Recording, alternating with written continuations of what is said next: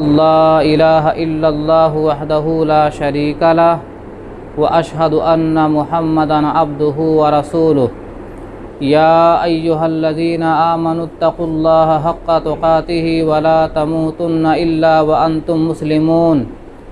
یا ایہا الناس اتقوا ربکم الذی خلقکم من نفس واحدہ وخلق منها زوجها وبث منہما رجالا کثیرا ونساء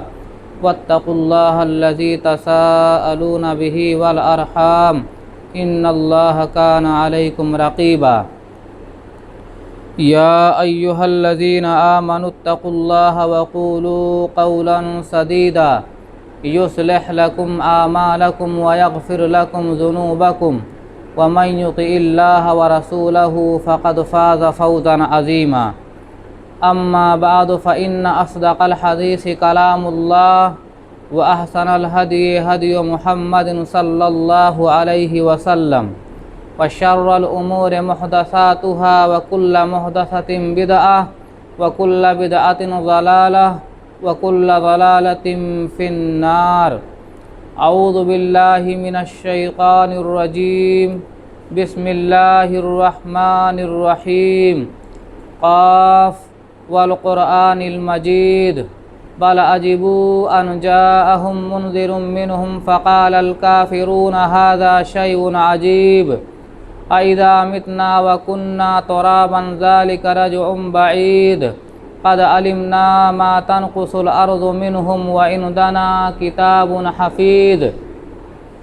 بل كذبوا بالحق لما جاءهم فهم في أمر مريج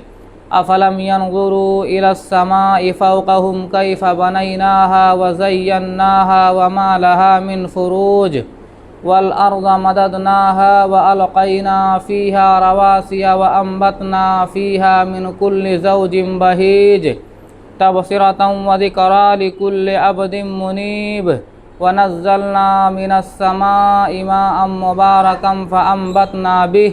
جنات وحب الحصيد والنخل باسقات لها طلع نضيد رزقا للعباد وأحيينا به بلدة ميتا كذلك الخروج كذبت قبلهم قوم نوح وأصحاب الرس وثمود وعاد وفرعون وإخوان لوط وأصحاب الأيكة وقوم تبع كل كذب الرسل فحق وعيد أفعينا بالخلق الأول بل هم في لبس من خلق جديد وقال تعالى في مقام آخر أعوذ بالله من الشيطان الرجيم محمد رسول الله والذين معه أشداء على الكفار رحماء بينهم وقال النبي صلى الله عليه وسلم خير القرون قرني ثم الذين يلونهم ثم الذين يلونهم بزرگان دین، برادران اسلام، دینی بھائیوں، محرم الحرام کا مہینہ شروع ہو چکا ہے۔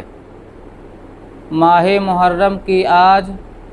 5ویں تاریخ ہے۔ محرم الحرام کی فضیلتوں میں سے سب سے بڑی فضیلت یہ ہے کہ اللہ کے رسول صلی اللہ علیہ وسلم نے فرمایا افضل الصیام بعد رمضان شہر اللہ المحرم، ماہ رمضان کے بعد سب سے بہتر روزہ اللہ تعالیٰ کے مہینے یعنی ماہ محرم کا روزہ ہے۔ گویا ماہ محرم میں اللہ کے رسول صلی اللہ علیہ وسلم نے ہم اور آپ کو روزہ رکھنے کی ترغیب دیا اور ماہ محرم کو اللہ کا مہینہ قرار دیا۔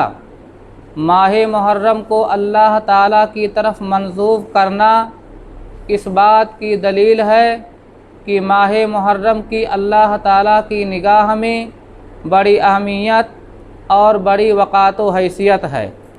ماہ محرم آنے کے بعد آپ صلی اللہ علیہ وسلم کے اس فرمان کی روشنی میں ہونا تو یہ چاہیے تھا کہ آپ صلی اللہ علیہ وسلم کے اس فرمان پر عمل کرتے اور آپ صلی اللہ علیہ وسلم کے اس فرمان پر عمل کرتے ہوئے ہم ماہ محرم کا روزہ رکھتے۔ اور ماہ محرم میں روزہ رکھنے کی تاریخ یہ بتائی گئی ہے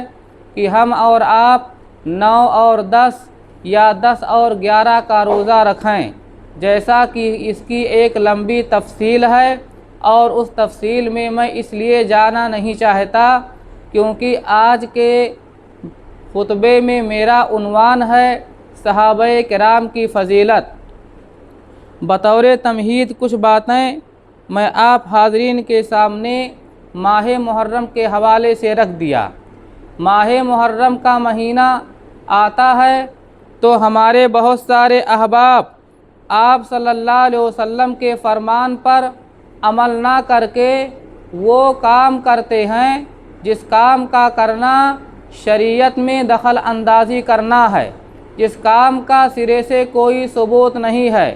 جو کام نہ اللہ کے رسول صلی اللہ علیہ وسلم نے کیا، نہ صحابہ نے کیا، اور نہ خیر القرون کے لوگوں نے کیا۔ آج ماہ محرم جب آتا ہے تو بہت ساری بدعات و خرافات کو ہوا دی جاتی ہے، بہت سارے اعمال بدعیہ انجام دیے جاتے ہیں، اور انہی تمام میں سے ایک عمل وہ ہے جو آپ صلی اللہ علیہ وسلم کے جانثار صحابہ کے حیات و خدمات پر کیچڑ اچھالا جاتا ہے۔ صحابہ کرام کی خدمات کو اور صحابہ کرام کی قربانیوں کو منفی انداز میں پیش کیا جاتا ہے، صحابہ کرام کو سب و شتم کا نشانہ بنایا جاتا ہے، صحابہ کرام کی حیات پر کیچڑ اچھالا جاتا ہے، ان پر الزام تراشیاں کی جاتی ہیں۔ بھائیوں، آج آئیے میں آپ حاضرین کو بتاؤں صحابہ کون تھے۔ صحابہ وہ تھے جنہوں نے آپ صلی اللہ علیہ وسلم کو ایمان کی حالت میں دیکھا اور ایمان ہی کی حالت میں صحابہ کا انتقال ہوا، گرچہ بیچ میں ان کے مابین کچھ کمی زیادتی آئی، کچھ نقائص آئے، کچھ عیوب آئے، گرچہ بیچ میں ان کے مابین کسی طرح کی کوئی خامی آئی، لیکن اگر وہ اسی دین پر مرے ہیں جس پر آپ صلی اللہ علیہ وسلم تھے تو وہ صحابی کہلانے کے حقدار ہیں۔ صحابہ کرام کو اللہ تعالیٰ نے نبی کریم صلی اللہ علیہ وسلم کا وزیر، معاون اور مددگار بنایا۔ اللہ تعالیٰ نے تمام بندوں کے دلوں کو پہلے دیکھا اور سب سے بہتر دل محمد عربی صلی اللہ علیہ وسلم کو پایا، تو آپ صلی اللہ علیہ وسلم کو اللہ تعالیٰ نے اپنی رسالت کے لیے منتخب کر لیا، چن لیا، اور آپ صلی اللہ علیہ وسلم کو اپنا رسول بنایا۔ پھر اللہ تعالیٰ نے تمام بندوں کے دلوں کو دیکھا تو آپ صلی اللہ علیہ وسلم کے بعد سب سے بہتر دل صحابہ کرام کا دل پایا، تو اللہ تعالیٰ نے انہیں آپ صلی اللہ علیہ وسلم کا وزیر بنا دیا، آپ صلی اللہ علیہ وسلم کا معاون اور مددگار بنا دیا، اور آپ صلی اللہ علیہ وسلم کے ساتھ صحابہ کرام نے آپ صلی اللہ علیہ وسلم کا ساتھ دیا، دین کی اشاعت میں، دینی کام کاج میں، جنگ میں، غزوات میں، دین کی نشر و اشاعت میں، دعوت و تبلیغ میں، ہر محاذ پر صحابہ کرام نے آپ صلی اللہ علیہ وسلم کا ساتھ دیا۔ صحابہ کرام آپس میں ایک دوسرے کے خیر خواہ تھے۔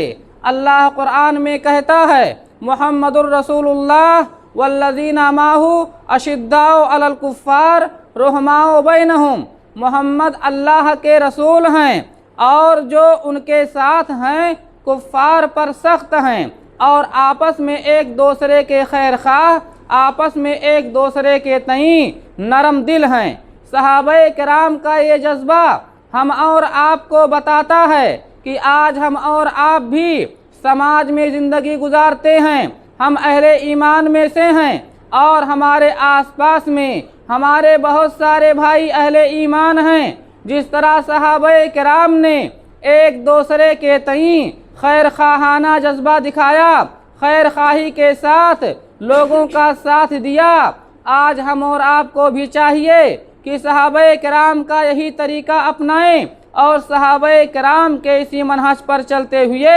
ہم اور آپ بھی ایک دوسرے کے خیر خواہ،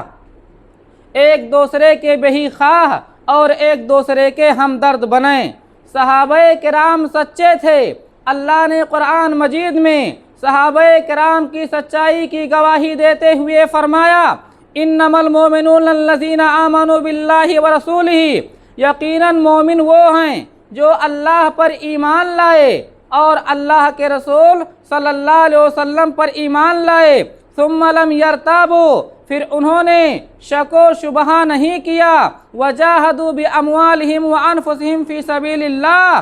اور اللہ کی راہ میں جنہوں نے مال اور جان سے جہاد کیا، اولئک ھم الصادقون، وہی لوگ سچے ہیں۔ اور ہم اور آپ جانتے ہیں کہ اللہ پر، اللہ کے رسول صلی اللہ علیہ وسلم پر جو سب سے پہلے ایمان لانے والے ہیں وہ صحابہ کرام ہیں، اور آپ صلی اللہ علیہ وسلم کا ساتھ دینے والے جان کے ساتھ، مال کے ساتھ وہ صحابہ کرام ہی تھے۔ گویا اللہ تعالیٰ نے اس آیت کریمہ میں جن لوگوں کو سچا کہا ہے، جن لوگوں کو صادق کہا ہے، وہ صحابہ کرام تھے۔ یہ اس بات کی دلیل ہے کہ صحابہ کرام کی سچائی کی گواہی اللہ تعالیٰ نے خود دیا۔ اور بھائیوں، یہ بات ہم اور ہم کو معلوم ہونا چاہیے، جس کے اچھائی کی گواہی، جس کے سچائی کی گواہی اللہ تعالیٰ خود دے دے، پھر اس کو کسی اور کی گواہی کی کوئی ضرورت نہیں رہ جاتی ہے۔ صحابہ کرام سب سے بہتر مخلوق ہیں۔ اللہ نے قرآن مجید میں فرمایا، کنتم خیر امۃ اخرجت للناس، تم سب سے بہتر امت ہو اور لوگوں کے لیے تمہیں پیدا کیا گیا ہے۔ اللہ تعالیٰ نے یہاں پر سب سے بہتر امت کسے کہا ہے؟ اللہ کے رسول صلی اللہ علیہ وسلم کے برگزیدہ اور نیک صحابی عبداللہ ابن عباس رضی اللہ عنہما فرماتے ہیں، ہم الذین ہاجروا مع رسول اللہ صلی اللہ علیہ وسلم من مکہ الی المدینہ، سب سے بہتر اللہ تعالیٰ نے جن لوگوں کو کہا ہے وہ وہی لوگ ہیں جنہوں نے آپ صلی اللہ علیہ وسلم کے ساتھ مکہ سے مدینہ تک کا ہجرت کیا تھا۔ گویا یہاں پہ عبداللہ ابن عباس نے ہم اور آپ کو بتایا کہ اللہ تعالیٰ نے جن لوگوں کو سب سے بہتر کہا ہے وہ مہاجر صحابہ تھے، جنہوں نے آپ صلی اللہ علیہ وسلم کا ساتھ نبھایا اور آپ صلی اللہ علیہ وسلم کے ساتھ مکہ سے مدینہ تک کا ہجرت کیا۔ اور انہی صحابہ کرام کو اللہ کے رسول صلی اللہ علیہ وسلم نے بھی بہتر گردانتے ہوئے کہا، خیر الناس قرنی ثم الذین یلونہم ثم الذین یلونہم، لوگوں سنو، لوگوں میں سب سے بہتر صدی، لوگوں میں سب سے بہتر زمانہ میرا زمانہ ہے، پھر وہ زمانہ ہے جو میرے زمانے سے لگ کر ہے، پھر وہ زمانہ ہوگا جو اس زمانے سے لگ کر ہے۔ آپ صلی اللہ علیہ وسلم نے سب سے بہتر یہاں پر اپنے زمانے کو، اپنے عہد کو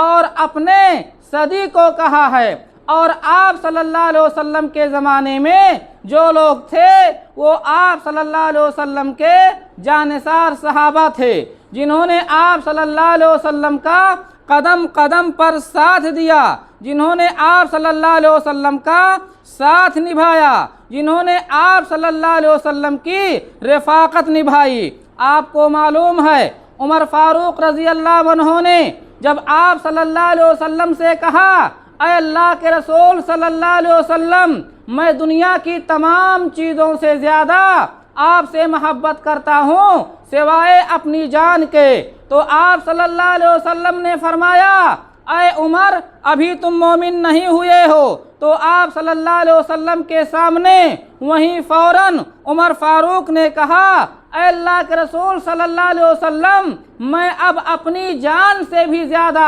آپ سے محبت کرتا ہوں۔ تو آپ صلی اللہ علیہ وسلم نے فرمایا اے عمر ہاں اب تم مومن ہوئے۔ گویا آپ صلی اللہ علیہ وسلم سے محبت کرنے میں بھی صحابہ کرام آگے آگے تھے۔ بھائیو، اللہ کے رسول صلی اللہ علیہ وسلم کے ایک برگزیدہ صحابی ابو طلحہ رضی اللہ عنہ تھے۔ آپ صلی اللہ علیہ وسلم ایک غزوہ کے موقع پر آپ صلی اللہ علیہ وسلم کے سامنے ابو طلحہ رضی اللہ عنہ کھڑے تھے، اور آپ صلی اللہ علیہ وسلم سر اٹھا اٹھا کر کے دشمنوں کو تاکتے تھے، دشمنوں کو جھانکتے تھے۔ تو ابو طلحہ نے کہا اے اللہ کے رسول صلی اللہ علیہ وسلم، میرے ماں باپ آپ پر قربان ہوں، آپ نہ جھانکیے، کہیں ایسا نہ ہو کہ دشمن کا کوئی تیر آپ کو لگ جائے۔ آپ صلی اللہ علیہ وسلم کے تئیں ابو طلحہ فرماتے ہیں کہ آپ صلی اللہ علیہ وسلم کا ڈھال میرا سینہ بنا ہوا تھا۔ بھائیو، یہ تھی صحابہ کرام کی سچی محبت، محمد عربی صلی اللہ علیہ وسلم سے صحابہ کرام کی سچی مودت۔ آج صحابہ کرام کی شان میں گستاخیاں کی جاتی ہیں، صحابہ کرام کی شان میں گستاخیاں کی جاتی ہیں، صحابہ کرام کی شخصیت کو نشانہ بنایا جاتا ہے، ان کی ذات کو نشانہ بنایا جاتا ہے، ان پر الزام تراشیاں کی جاتی ہیں، اور ان پر بودا اور بیہودہ الزامات لگائے جاتے ہیں۔ کوئی ابو بکر کو ملزم ٹھہراتا ہے، کوئی عمر فاروق رضی اللہ عنہ کو ملزم ٹھہراتا ہے۔ غرض یہ کہ صحابہ کرام کی ایک بڑی تعداد کی شان میں بڑی بڑی گستاخیاں کی جاتی ہیں، حالانکہ یہی صحابہ ہمارے لیے ایمان کے معیار ہیں۔ آپ نے سنا ہوگا ایک مرتبہ عطا ابن ابی ربا فرماتے ہیں کہ مجھ سے عبداللہ ابن عباس رضی اللہ عنہما نے فرمایا کیا میں تمہیں جنتی عورت کے بارے میں نہ بتا دوں؟ تو انہوں نے کہا کیوں نہیں، ضرور بتائیے۔ تو آپ نے بتایا ایک کالی عورت کی طرف اشارہ کر کے کہ یہ ایک مرتبہ آپ صلی اللہ علیہ وسلم کے پاس آئی اور بولی اے اللہ کے رسول صلی اللہ علیہ وسلم، مجھے مرگی کی بیماری ہے، اور جب مرگی آتی ہے تو میں زمین پہ گر جاتی ہوں، میرا سطر کھل جاتا ہے، لہٰذا آپ اللہ سے دعا کر دیجئے مجھے مرگی کی بیماری نہ آئے۔ تو آپ صلی اللہ علیہ وسلم نے فرمایا اگر تم چاہو تو میں تمہارے لیے دعا کر دوں، اور اگر تم چاہو تو صبر کرو اور تمہارے لیے اس کا بدلہ جنت ہے۔ تو اس عورت نے کہا اے اللہ کے رسول، پھر میں جنت ہی کی طلبگار ہوں، لیکن کم سے کم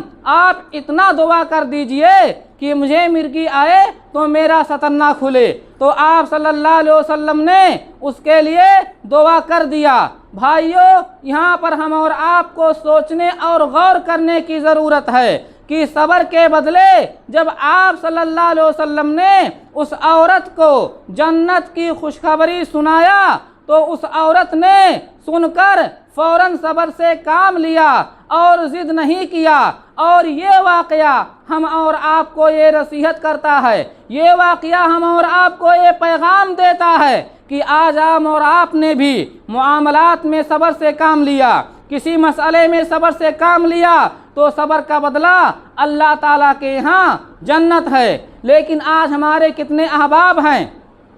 آج ہمارے کتنے بھائی ہیں، پیسے کے لیے تو صبر کر لیتے ہیں لیکن نیکی کے لیے صبر نہیں کر سکتے، پیسے کے لیے تو صبر کر لیتے ہیں لیکن اگر انہیں جنت کی خوشخبری سناؤ تو اس کے لیے صبر نہیں کرتے۔ وہ کیسے؟ آج ہم میں سے کتنے لوگ ہیں جو دکان کرتے ہیں، تجارت کرتے ہیں، کوئی خریدار آیا اور دو باتیں سنا بھی دیا، بلا وجہ کچھ الٹا بول بھی دیا، تو آج دکاندار صبر اس لیے کر لیتا ہے کہ اس کے ذریعہ ہمیں دو پیسہ ملے گا اور اس کے ذریعہ ہمیں دو پیسے کی کمائی ہوگی۔ گویا پیسے کی خاطر اس نے صبر کر لیا، لیکن اگر کہیں نیکی کی بات آتی ہے، کہیں اجر کی بات آتی ہے، ثواب کی بات آتی ہے، جہنم سے نجات کی بات آتی ہے، تو ہمارے یہی بھائی صبر نہیں کرتے، اس وقت ان کا ایمان کافی حد تک کمزور ہو جاتا ہے اور ضعف کے درجے میں پہنچ جاتا ہے۔ جبکہ صحابہ کرام کے ان واقعات سے ہم اور آپ کو یہ پیغام، ہم اور آپ کو یہ نصیحت ملتی ہے کہ ہم اور آپ کو بھی جیسے اس عورت نے صبر سے کام لیا، ویسے ہم اور آپ بھی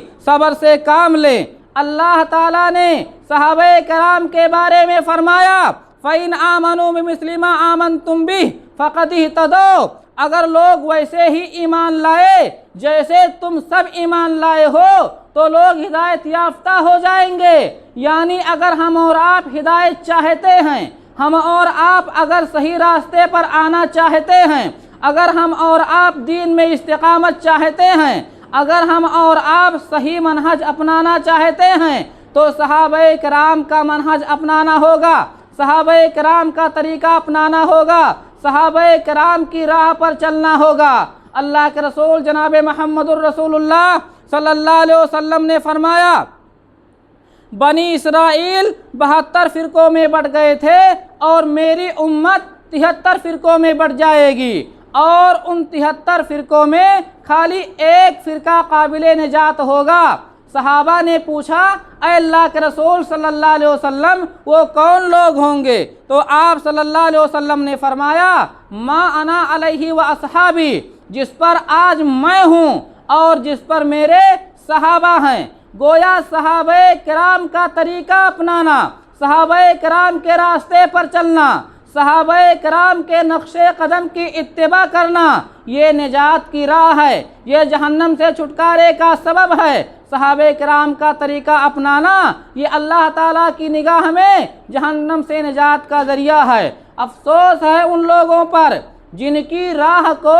اللہ نے، اللہ کے رسول صلی اللہ علیہ وسلم نے ہدایت کا سبب بتایا ہے، آج انہی لوگوں کو ایک خاص طبقہ گمراہ کہتا ہے، ظالم کہتا ہے، خیانت کرنے والا کہتا ہے۔ اور آپ جب کتابیں پڑھیں گے تو آپ کو پتہ چلے گا اور آپ افسوس کریں گے۔ صحابہ کرام کے سلسلے میں ایسی باتیں آتی ہیں، جبکہ آپ نے سنا ہوگا اور آپ نے پڑھا ہوگا فرشتوں کے بارے میں اللہ نے قرآن میں کیا کہا ہے، لا یعصون اللہ ما امرہم ویفعلون ما یؤمرون، کہ اللہ تعالیٰ نے جس کام کا حکم فرشتوں کو دیا، فرشتے اس کام کو کر گزرے، انہوں نے کبھی بھی اللہ تعالیٰ کی نافرمانی نہیں کیا۔ فرشتے معصوم عن الخطا ہے۔ میں ایک کتاب پڑھ رہا تھا، میں ایک کتاب کا مطالعہ کر رہا تھا، مطالعے میں کیا بات آئی کہ اللہ تعالیٰ نے وحی دے کر کے جبریل علیہ السلام کو علی کے پاس بھیجا تھا، اور جبریل علیہ السلام غلطی سے محمد کے پاس پہنچ گئے۔ سوال ہوا کہ وہ کیسے ہوا؟ جواب دینے والے نے بتایا کہ محمد اور علی میں مشابہت تھی، تو جبریل علیہ السلام غلطی کر گئے، علی کے بجائے محمد کے پاس پہنچ گئے۔ گویا وہ لوگ یہ ثابت کرنا چاہتے ہیں کہ جبریل علیہ السلام نے غلطی کیا، جبکہ فرشتوں کے بارے میں قرآن صاف صاف یہ کہتا ہے لا یعصون اللہ ما امرہم، کہ اللہ تعالیٰ کے دیے حکم کی نافرمانی فرشتے کبھی نہیں کرتے ہیں، یہ فرشتوں پر الزام ہے۔ اور اسی بات کو دلیل بنا کر کے لوگ کیا کہتے ہیں، خلافت کے حقدار علی تھے، لیکن علی سے زبردستی ابو بکر نے چھین لیا، عمر نے طاقت کے بلبوتے چھین لیا، اور اس طریقے سے علی کا حق لوگوں نے مار لیا۔ یہ صحابہ کرام پر الزام ہے، یہ صحابہ کرام کی شان میں گستاخی ہے، اور یاد رکھو صحابہ کرام کی شان میں گستاخی کرنا یہ عذاب الہی کو دعوت دینے کے مترادف ہے۔ صحابہ کرام کی شان میں ایک انسان جب گستاخی کرتا ہے تو اللہ کے رسول صلی اللہ علیہ وسلم نے فرمایا ایسے انسان پر اللہ کی لعنت ہوتی ہے، فرشتوں کی لعنت ہوتی ہے، اور دنیا کی تمام چیزوں کی لعنت ہوتی ہے۔ اللہ کے رسول صلی اللہ علیہ وسلم نے فرمایا میرے صحابہ کی عزت کرو، پھر ان لوگوں کی عزت کرو جو ان سے ملے ہیں، پھر ان لوگوں کی عزت کرو جو ان سے ملے ہیں، اور یاد رکھو میرے صحابہ کو گالی نہ دو، میرے صحابہ کو حقیر نہ سمجھو۔ تم میں سے کوئی احد پہاڑ کے برابر سونا خرچ کر دے اور میرے صحابہ ایک مدھ یا آدھا مدھ کوئی چیز اللہ کی راہ میں خرچ کر دیں تو بھی تم ان کے مقام کو نہیں پہنچ پاؤ گے۔ صحابہ کا یہ مقام تھا، صحابہ کرام کی یہ حالت تھی۔ آپ صلی اللہ علیہ وسلم نے فرمایا من سب اصحابی فعلیہ لعنت اللہ والملائکہ والناس اجمعین، جس نے میرے صحابہ کو گالی دیا، میرے صحابہ کو برا بھلا کہا، اس پر اللہ کی لعنت ہوتی ہے، فرشتوں کی لعنت ہوتی ہے اور تمام لوگوں کی لعنت ہوتی ہے۔ اور یاد رکھو صحابہ کرام سے محبت کرنا یہ ایمان ہے، صحابہ کرام سے محبت کرنا یہ دین ہے، صحابہ کرام سے محبت کرنا یہ احسان ہے۔ صحابہ کرام کی شان میں گستاخی کرنا، ان سے بغض رکھنا، ان سے نفرت کا اظہار کرنا یہ کفر ہے، یہ نفاق ہے، یہ اللہ رب العالمین کی غیظ و غضب کو دعوت دینا ہے۔ اللہ کے رسول صلی اللہ علیہ وسلم نے فرمایا چونکہ صحابہ کرام کو دو حصوں میں قرآن میں بانٹا گیا ہے، ایک انصار اور ایک مہاجر۔ انصار کے بارے میں اللہ کے رسول صلی اللہ علیہ وسلم نے فرمایا ان سے مومن ہی محبت کرے گا اور ان سے منافق ہی بغض کرے گا، اور جو انصار سے محبت کرے گا اللہ اس سے محبت کرے گا، اور جو ان سے بغض رکھے گا اللہ ان سے بغض رکھے گا۔ پتہ یہ چلا کہ صحابہ کرام سے اگر کوئی نفرت کا اظہار کرتا ہے، صحابہ کرام سے اگر کوئی بغض کا اظہار کرتا ہے تو یاد رکھے اللہ تعالیٰ کی نگاہ میں وہ ناپسندیدہ بندہ ہے، ایسا انسان اللہ تعالیٰ کی نگاہ میں مبغوض ہے، ایسا انسان اللہ تعالیٰ کی نگاہ میں برا ہے، اور ایسا انسان اللہ تعالیٰ کی نگاہ میں قابل گرفت اور قابل عذاب ہے۔ اور ایک انسان جو اللہ تعالیٰ سے اور ایک انسان جو صحابہ کرام سے محبت کرتا ہے، ایسا انسان اللہ تعالیٰ کی نگاہ میں قابل رحمت ہے، قابل محبت ہے، اور ایسے انسان کے لیے بشارت ہے۔ اسی لیے صحابہ کرام کی شان میں جو گستاخی کرتے ہیں، صحابہ کرام کی شان میں جو تبرہ بازی کرتے ہیں، صحابہ کرام کو جو گالیاں دیتے ہیں، صحابہ کرام کے تئیں جو نفرت کا اظہار کرتے ہیں، حقیقت یہ ہے کہ وہ بہت بڑی غلطی پر ہیں، کیونکہ صحابہ کرام کا بہت بڑا مقام ہے۔ اگر صحابہ کرام کا کوئی مقام نہ ہو تو ان کا ایک ہی مقام تمام لوگوں پر بھاری ہے، اور وہ ہے اللہ تعالیٰ کی رضامندی کی سرٹیفکیٹ ملنا۔ قرآن میں جا بجا آپ نے پڑھا ہوگا رضی اللہ عنہم ورضوا عنہ کہ اللہ ان سے راضی ہو گیا اور وہ اللہ سے راضی ہو گئے۔ شیخ الاسلام امام ابن تیمیہ رحمہ اللہ نے ایک جگہ لکھا ہے کہ اللہ نے ان سے اپنی رضامندی کا اظہار کر دیا ہے، اللہ نے یہ کہہ دیا ہے کہ میں صحابہ سے خوش ہو گیا اور صحابہ مجھ سے خوش ہو گئے۔ اب اگر صحابہ کرام سے بیچ میں تھوڑی بہت غلطی ہو گئی، نقص کچھ ہو گیا، کوئی خامی ہو گئی تو اللہ تعالیٰ نے اسے معاف کر دیا ہے، کیونکہ اللہ تعالیٰ کا راضی ہونا اور رضامندی کی سند دینا اس بات کی دلیل ہے کہ اللہ تعالیٰ نے ان کی خامیوں کو، ان کی غلطیوں کو اور ان سے جو چوک ہوئی ہے ان تمام کو اللہ تعالیٰ نے معاف کر دیا ہے۔ اب اگر ان سے کوئی خامی ہوئی ہے تو اس پر اللہ مواخذہ نہیں کرے گا۔ یہ صحابہ کرام کے لیے بہت بڑی سند ہے اور یہ صحابہ کرام کے لیے بہت بڑا اعزاز ہے۔ ذرا سوچئے کہ ابو بکر کو لوگ خائن کہتے ہیں، عمر فاروق کو لوگ خائن کہتے ہیں، لیکن یہی ابو بکر ہیں، یہی عمر ہیں، اور ان کے علاوہ اور 8 صحابہ ہیں جنہیں دنیا ہی میں اللہ تعالیٰ نے جنت کی بشارت دے دیا۔ اللہ نے انہیں دنیا ہی میں جنت کی خوشخبری سنا دیا، اللہ تعالیٰ نے انہیں جنت میں جانے کی گارنٹی دے دیا، اور آج ہمارے مابین رہنے والے کچھ لوگ کہتے ہیں ابوبکر نے خیانت کیا ہے، ابوبکر نے طاقت کے بلبوتے علی سے خلافت چھین لیا ہے۔ بھائیو یہ ظلم ہے، بھائیو یہ دھوکہ ہے، بھائیو یہ الزام تراشی ہے۔ ایسے لوگوں کے بہکاوے میں نہ آئیں، ایسے لوگوں کے دھوکے میں نہ آئیں اور ایسے لوگوں کی باتوں میں نہ آئیں، ورنہ یہ گمراہی کا سبب بنے گی۔ اللہ سے دعا ہے مولا کریم ہم تمام لوگوں کو باتیں سمجھ کر ان پر عمل کرنے کی توفیق عطا فرمائے۔ وآخر دعوانا ان الحمدللہ رب العالمین وصلی اللہ علی نبینا محمد وعلی آلہ وصحابہ اجمعین برحمتک یا ارحم الراحمین۔